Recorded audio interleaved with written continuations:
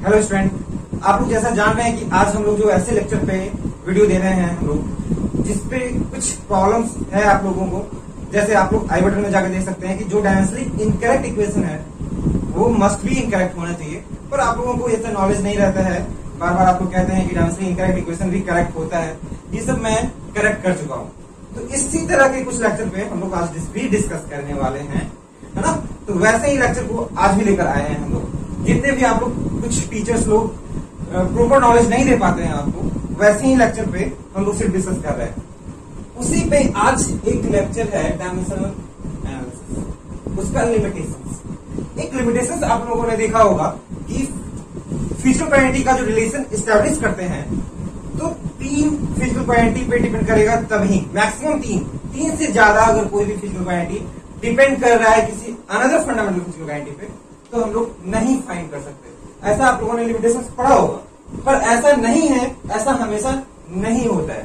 ठीक है, जैसे आप लोगों ने देखा होगा कि हम लोग उसी फिजिकल क्वांटिटी को बना सकते हैं या उसका रिलेशन एस्टेब्लिश कर सकते हैं जो फिजिकल क्वांटिटी 3 पे डिपेंड करता है, मैक्सिमम 3 पे। जैसे ऐसा देखा होगा, force depends on mass, velocity, mass पे पावर a, वेलोसिटी पे पावर, है ना, वेलोसिटी पे पावर b एंड टाइम पे पावर c। ऐसा आप लोगों ने देखा होगा। तो 3 ही मैक्सिमम होना चाहिए, चौथा अगर आता है तो हम लोग एस्टेब्लिश नहीं कर सकते। यही आप लोगों को पढ़ाया जाता है हमेशा मैक्सिमम टाइम्स, और जिन्हें आप पता है उन्हें तो बेटर ही है, लेकिन आज हम लोग जो जानते हैं क्या रियल में क्या होता है ये हम लोग डिस्कस करना चाह रहे हैं। ओके, तो हम लोग चलते हैं किसी एक फिजिकल क्वांटिटी को लेते हैं और देखते हैं कि क्या वो 3 से अगर ज्यादा है तो हम लोग एस्टेब्लिश कर सकते हैं या नहीं कर सकते। जैसे electric field E depends on mass, velocity, time and charge Q, charge की पावर T। अब ये कितने हो गए? इलेक्ट्रिक फील्ड डिपेंड कर रहे हैं मास, वेलोसिटी, टाइम और चार्ज हो गया। तो ये 4 हो गए ना। तो इलेक्ट्रिक फील्ड का जो डायमेंशन होता है, मैं यहां पे बता देता हूं इलेक्ट्रिक फील्ड का डायमेंशन। ये इक्वल टू होता है फोर्स बाय चार्ज, मतलब फोर्स हो गया m/L/T-2 और चार्ज होता है I और T है ampere into time, current into time. ठीक है, तो इलेक्ट्रिक फील्ड का जो डायमेंशन बनेगा यहाँ पे वो हो जाएगा m/L/T-3 I की पावर -1। ये बन जाए। तो हम लोग दोनों साइड के डायमेंशन को बराबर करेंगे, तो E equal to K M पे पावर A, B पे पावर B, T पे पावर C और Q पे पावर D। ये होगा कांस्टेंट टर्म आ जाएगा। और यहां से दोनों का डायमेंशन अगर इक्वेट करें, dimension of this equal to dimension of K M पे पावर A, B पे पावर B, T पे पावर C और Q पे पावर D का डायमेंशन। ये पूरा डायमेंशन, हाँ इधर तो लिखा होगा, ठीक है, ये हो जाएगा। तो इधर का डायमेंशन लिखेंगे तो m/L/T-3 I की power -1 which is equal to K का डायमेंशन नहीं होता है m पे पावर A और वेलोसिटी हो गया L/T पे पावर -1। इस पे पावर क्या होगा? B, मतलब L पे पावर में B और T पे पावर -B। T हो गया टाइम, T पे पावर C और Q हो गया I इंटू T, तो I पे पावर D और D पे पावर D, T पे पावर D।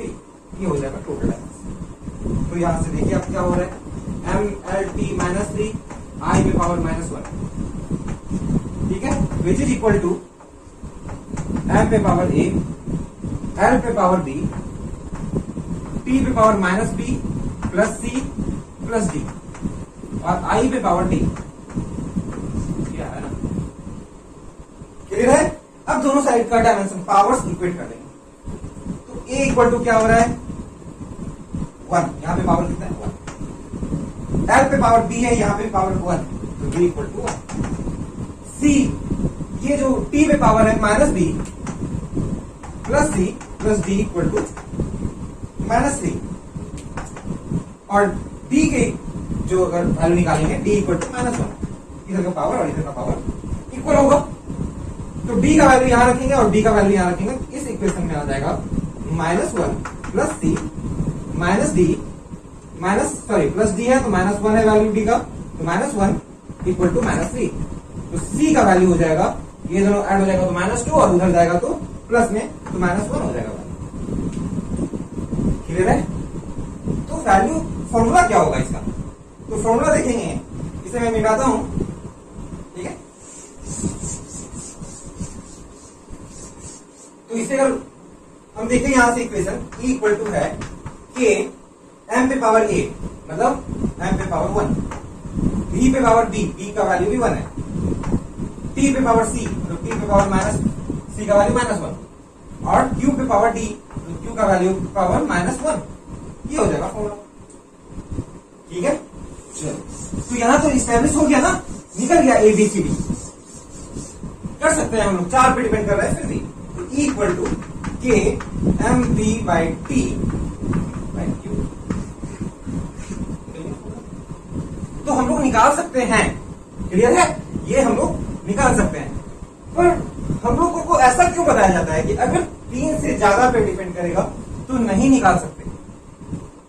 जब 3 से ज्यादा पे डिपेंड करेगा तो हम लोग नहीं फाइंड कर सकते हैं, ऐसा बताया जाता है। पर वो बिल्कुल गलत है, ऐसा नहीं होता है। सिर्फ स्पेशल केस में होता है, मैकेनिक्स में ही सिर्फ ऐसा होता है। मैकेनिक्स के कुछ टर्म में ऐसा होता है, थर्मोडायनेमिक्स में आएंगे तो नहीं होगा ऐसा। क्यों ऐसा होता है और हम लोग को क्यों बताया जाता है, मैं ये बता देता हूं। होता क्या है कि अगर यहाँ पे इलेक्ट्रिक फील्ड था तो इलेक्ट्रिक फील्ड में कितने फंडामेंटल क्वांटिटी थे, इलेक्ट्रिक फील्ड का डायमेंशन लिखे अगर तो क्या आ रहा है, एम एल टी पे पावर -3 आई पे पावर -1, 4 है ना। तो 4 इक्वेशन सॉल्व हो सकते हैं, समझ में आ रही बात? 4 इक्वेशन सॉल्व हो सकते हैं। अब बोल रहे होंगे कि सर इक्वेशन क्यों, तो ये सब तो इक्वेशन ही था ना। इक्वेशन बनता है, जितने वेरिएबल्स होंगे उतने इक्वेशन बनने चाहिए। अब फोर्स अगर निकालना चाहेंगे, मास, प्रेशर, ऐसा मास, प्रेशर, टाइम और एक लेंथ ले लो, ठीक है। इस तरह का कुछ क्वांटिटी लेते हैं, तो ये हो गया mlt -2। इधर का डायमेंशन इक्वल कर दें, k रहेगा m पे पावर a, प्रेशर है ml पे पावर -1 और t पे पावर -2, तो b मल्टीप्लाइड होगा इसमें, और ये टाइम है c, t पे पावर c, और ये लेंथ l पे पावर t। क्लियर है? तो m l t -2 which is equal to m पे power a plus b, l पे पावर -b, t पे पावर -2b प्लस c, और l का वैल्यू यहां पे और है ना, प्लस d होगा, छूट गया, l पे पावर -b प्लस b। तो a plus b equal to कितना, 1, मास का पावर मास, फिर लेंथ का पावर लेंथ से, तो -b plus d equal to 1, यहाँ पे पावर 1 है, और -2b plus c equal to -2। तो यहाँ पे नहीं निकलेगा, देखो a b c और d 4 वेरिएबल्स है, 3 ही इक्वेशंस है। जितने वेरिएबल्स होते हैं उतने इक्वेशंस बनने चाहिए, तो यहाँ पे नहीं निकल सकते। तो सिर्फ वो मैकेनिक्स में ही ऐसा ज्यादातर होता है, ज्यादातर इस मैकेनिक्स में ही होता है, क्योंकि फोर्स mlt 3 ही फंडामेंटल क्वांटिटी इसके अंदर है। इलेक्ट्रिक फील्ड में mlt आई है, मास, लेंथ, टाइम और करंट, 4 पे डिपेंड करता है। तो 4 इक्वेशंस बना सकता है ये, इसीलिए 4 पे डिपेंड कर रहा है, मास, वेलोसिटी, टाइम और चार्ज, इतने पे डिपेंड कर सकता है।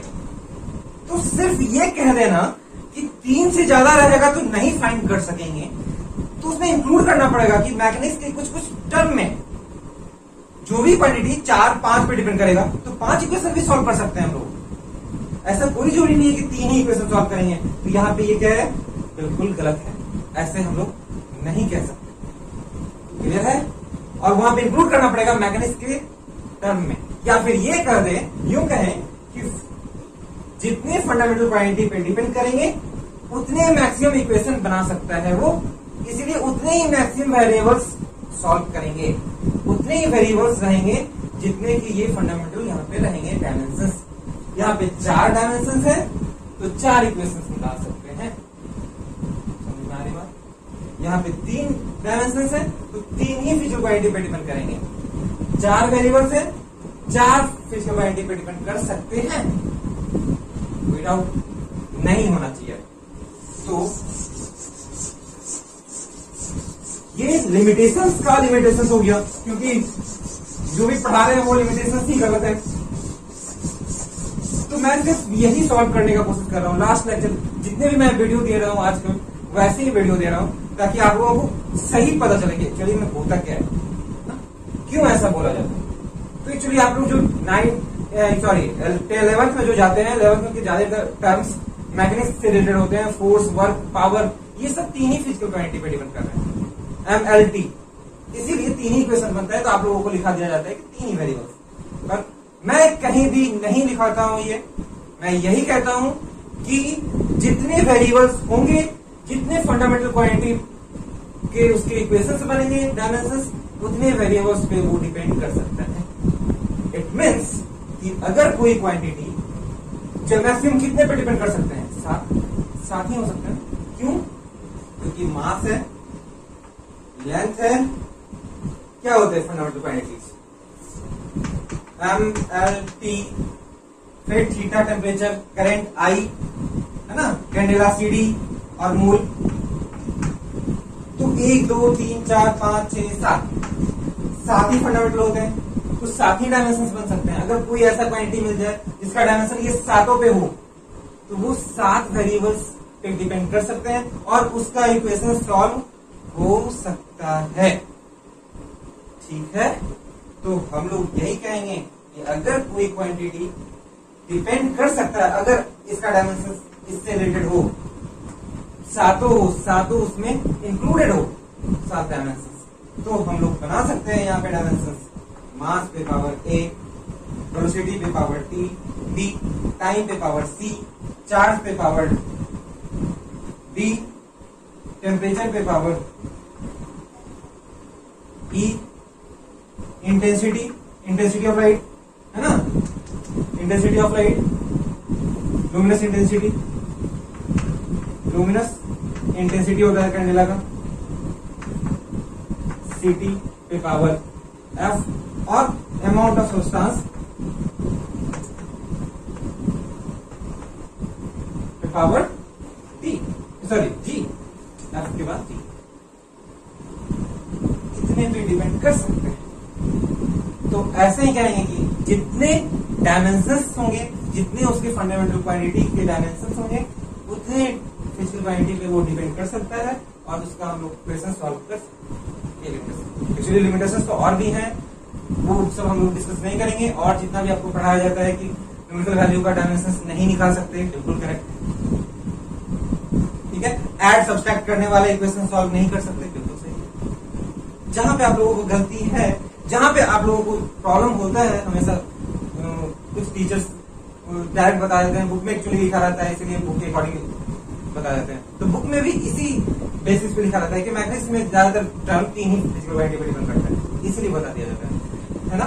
तो कोई गलत नहीं है, सब सही है, पर वहां पे उनको इंक्लूड करना पड़ेगा कि ये मैथमेटिक्स के मैक्सिमम क्वांटिटीज 3 पे डिपेंड करते हैं, इसीलिए। या फिर इससे अच्छा ये लिखाना चाहिए टीचर्स को, या बुक में ये लिखा हुआ होना चाहिए, ज्यादा बेटर होगा कि आप जितने डायमेंशंस होंगे इक्वेशंस में, जितने भी डायमेंशन इक्वेशन में जितने भी वेरिएबल्स होंगे, उसके जितने डायमेंशंस फंडामेंटल क्वांटिटी पे डिपेंड करते होंगे, उतने वेरिएबल्स पे वो डिपेंड कर सकता है और हम लोग फाइंड कर सकते हैं इक्वेशन। इस तरह लिखना ज्यादा अच्छा होगा।